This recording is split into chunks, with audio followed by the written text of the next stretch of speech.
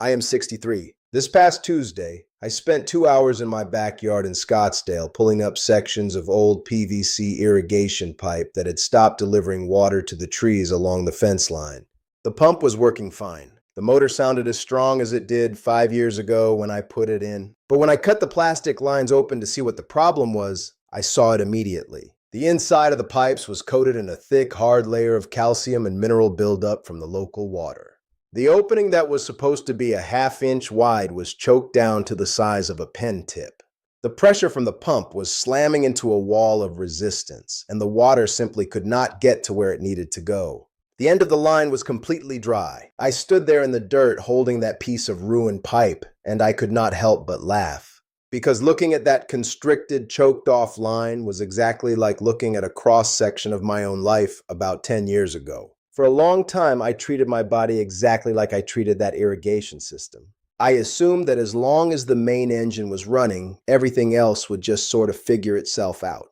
I spent decades in corporate sales. I lived in airports, I lived in rental cars, I lived on adrenaline and bad coffee and the pressure to hit the next quarter's numbers. I thought I was holding up fine. I looked decent in a suit. I could still carry my bags through a terminal without losing my breath. I assumed the plumbing inside was handling the load because I was demanding that it handle the load. But the body does not care about what we demand. It only responds to the environment we create inside it. When I hit my mid-50s, things started slowing down. Not all at once. It was a gradual fading out of the reliability I used to take for granted. I started waking up feeling like I had a mild hangover, even on days when I had not had a drop of alcohol. My legs felt heavy when I walked up a flight of stairs. And then, the thing happened that most men my age eventually face but absolutely refuse to talk about. The physical response that used to be automatic, the rush of blood that makes intimacy possible, became unpredictable. And then it became rare.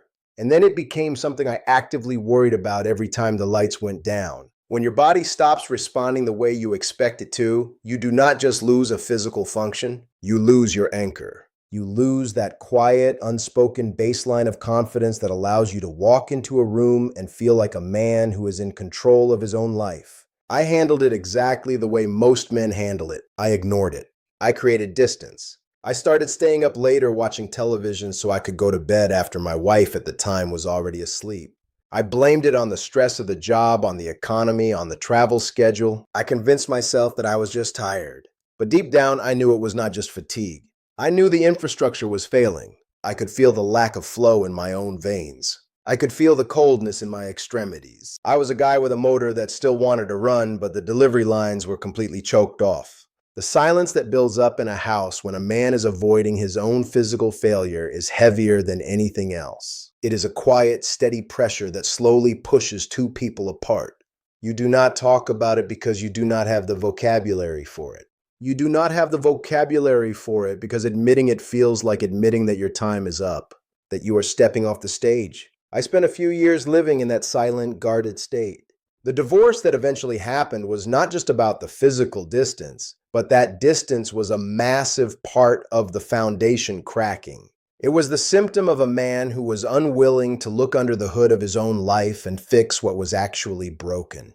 It took me moving out, living alone, and finally getting tired of feeling like a tenant in my own failing building to start paying attention. I did not start by going to clinics and asking for prescriptions. I knew that a pill might force the system to work for a couple of hours, but it was not going to fix the underlying rot. It was like putting a stronger pump on that choked-off irrigation line. You might push a little more water through, but eventually the pressure is going to blow the pipes apart. I needed to understand why the lines were choked in the first place. I started reading. Not the mainstream articles that tell men over 50 to just accept the decline, but the real mechanics of how the human system operates under long-term stress.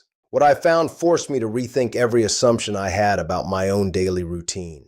I realized that my body was not just aging. It was operating in a state of chronic, low-grade defense. When you spend years living on stress, eating processed food on the road, and sleeping 4 hours a night, your body chemistry shifts. It becomes highly acidic. The engine runs hot and toxic. And when the internal environment becomes acidic, the body does something very specific to protect itself. It constricts. The blood vessels tighten up. The smooth muscle tissue inside the walls of your arteries gets tense and stiff. It is a survival mechanism. The body is trying to manage the damage. But when your blood vessels are constantly tight and constricted, flow becomes impossible. You cannot get a massive, sudden rush of blood to the places that need it if the pipes are clenched shut.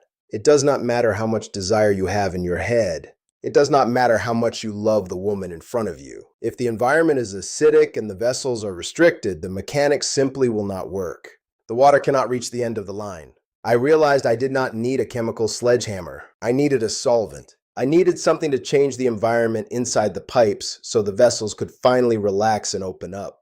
That was when I stumbled across something so basic, so incredibly ordinary, that I almost dismissed it completely. I was looking into how endurance athletes manage lactic acid buildup in their muscles during extreme exertion. I read about guys who were maintaining massive blood flow and power deep into their 50s and 60s. They were not using complex synthetic compounds. They were using a fundamental, rudimentary chemical buffer: sodium bicarbonate, baking soda, the exact same white powder sitting in a yellow box in the back of my refrigerator absorbing odors. I dug deeper. I learned that sodium bicarbonate is one of the most efficient direct alkaline agents on Earth. When you introduce it into a highly acidic system, it neutralizes the environment almost immediately. It buffers the acid in the bloodstream. And when the blood is no longer toxic and acidic, the constant state of alarm in the vascular system drops. The endothelial cells lining the blood vessels stop fighting.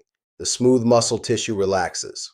The pipes widen. It made complete mechanical sense to me. If I could buffer the acid, I could open the lines. If I could open the lines, the pressure would drop, and the flow would naturally return to where it was supposed to go. I decided to run a test on my own system.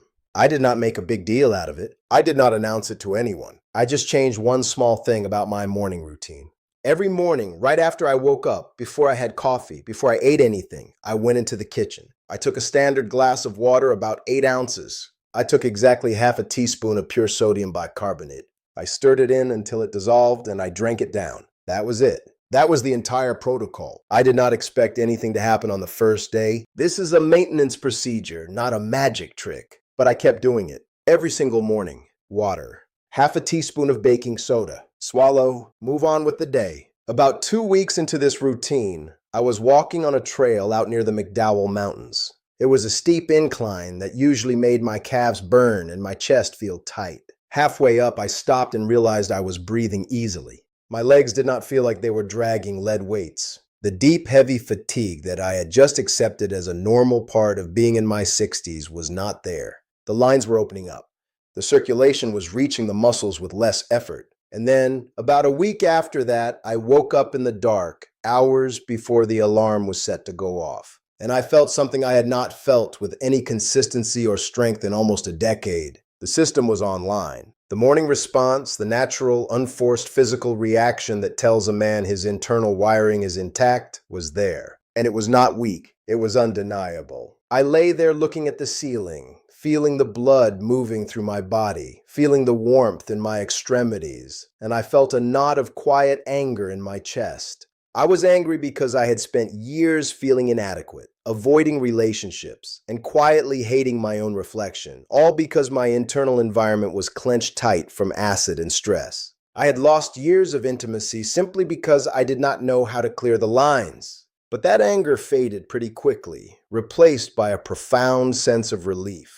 Because I realized I was not permanently broken. I was just backed up. My life now is entirely different from that silent, guarded phase in my 50s. I am married to Alyssa now. She is a woman who expects honesty and presence, and she does not let me hide behind excuses. When you have a partner who looks you in the eye, you have to be able to show up.